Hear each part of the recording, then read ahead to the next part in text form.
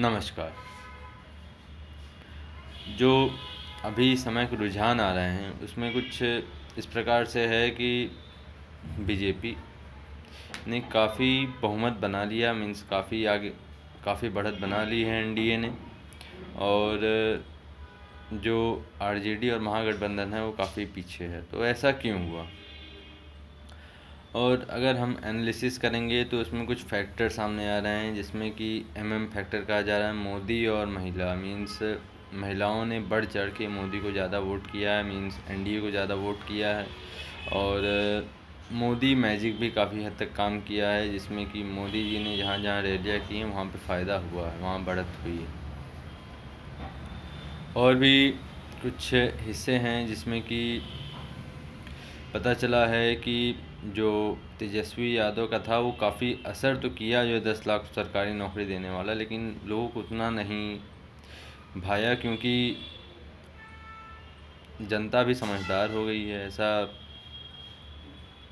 Political pandits का मानना है। जो कि पॉलिटिकल पंडित ये तो कह रहे थे कि एग्ज़िट पोल जो बता रहे थे कि बीजेपी एकदम कमज़ोर हो जाएगी, एनडीए एकदम नहीं आएगी, जेडीयू एकदम नीचे चली जाएगी, और कुछ तो एकदम पूर्ण बहुमत से एकदम 2/3 बहुमत से जीत दिखा रहे थे। लेकिन ऐसा हुआ नहीं, और लगता है कि फिर एनडीए ही आएगी। और मोदी फैक्टर और महिला फैक्टर वहाँ पे काम किया। साथ में वहाँ की जनता का जो समीकरण है, वहाँ पे देखें तो कुछ चीज़ों, राष्ट्रीय मुद्दे और एंड नीतीश कुमार का जो सुशासन वाला प्रभाव है वो अभी ख़त्म नहीं हुआ है।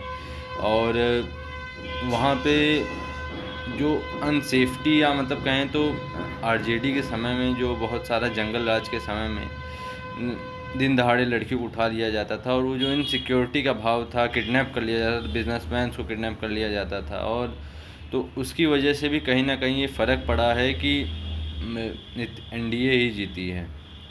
और उस छवि से तेजस्वी यादव 10 लाख वोट से केवल नहीं निकल पाए, क्यों 10 लाख चुनाव मीन्स जॉब जो क्रिएशन की बात कर रहे थे वो, और ये तार्किक भी कहीं से नहीं लगता है, क्योंकि जो पूरा वहाँ पे वैकेंसीज हैं वो 3.5 लाख ही हैं। 3.5 लाख वैकेंसीज वो निकालेंगे तो 3.5 लाख ही, 1 से 2 से 3 साल तो 3.5 लाख में भरी जा सकती हैं, 10 लाख नहीं भरी जा सकती, पॉसिबल नहीं है, पूरा तंत्र बर्बाद हो जाएगा। ये लोग खुलेआम सपना दिखाते हैं। तो जनता मीन्स जो पब्लिक थी उसका भरोसा ज़्यादा नीतीश कुमार पे इसलिए भी रहा क्योंकि वहाँ पे सुशासन और कुछ डेवलपमेंट्स के कार्य, और मोदी की जो स्कीम्स थी, जो कोरोना में भी जो पैसा पहुँचा है गरीब के घर में उसके जनधन खाते में, उससे बहुत ही फ़ायदा हुआ।